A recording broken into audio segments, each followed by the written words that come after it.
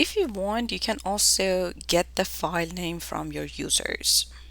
Similar to this example. So in this file, you're getting a file name using input function, and then you're using that file name as the name of the text file that you're trying to open. So let's take a look at this example and see if we can do have a similar thing in our program.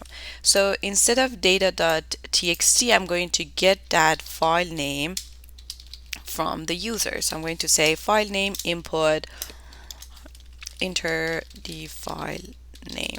All right, and thus I'm going to replace this with file name.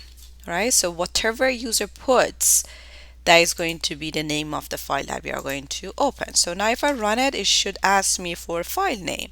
If I say data.txt, there will be no problem. It is able to access that file.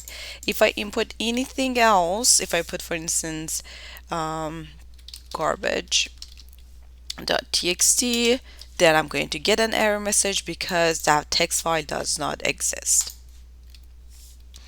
If you want to open a file to write to it, then you use the letter W as your second argument. So let's take a look at the example that we have. So if you want to open a text file to write to it, then you put W. You can do a similar thing to pick a name for it, for the file that you're trying to write.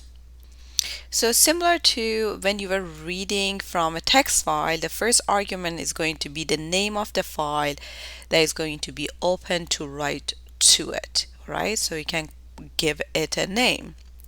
The second argument is going to be W, and that indicates that you're trying to open a file to write to it.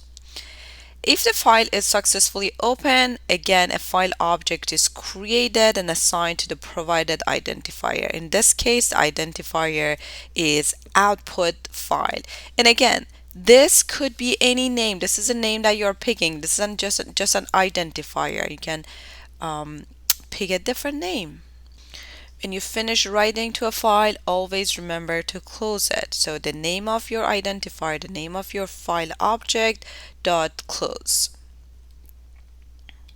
which is something that I should do here. So if I change the name of this file, say output file, then I need to change the name of the file object that I'm trying to close. All right, so this is the identifier for that file object that I open to write to it, and then I close that file object after I'm done.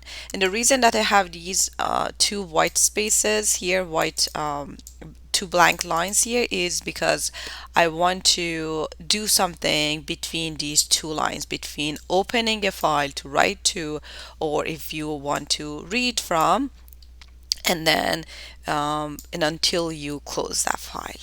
All right, now let's try to run this code. All right, let me show you this file. So in this folder in which that I have my program, I have this lecture 1. I have a text file that is called fruits and vegetables, and then I have data.txt. Now in this example, I want to open a text file to write to it.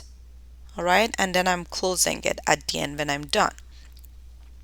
If I run this program and I pick a different name, let me put them side by side.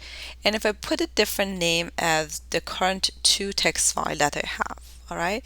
So if I say I want to create a file that is called my text file dot txt, all right? Make sure you have the txt at the end. And then hit enter. And let's take a look here. So this text file is created, my text file.txt. So when you're trying to write to a text file, it will create that file for you. All right, it will create it for you. And you need to be very careful. Let's say I have some stuff here. All right, save it, close. If I open it again, that information exists. All right, so now if I run this program one more time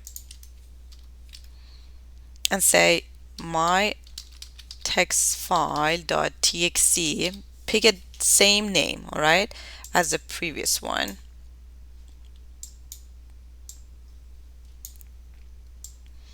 want to see what happens. So I have this file. If I hit enter, this file is going to be destroyed, and then a new file going to be created for it. So now it's empty again, and all the information that I was in it is gone. So be careful when you are trying to write to a file. Make sure there is no information inside the previous version of that text file, if that file exists already.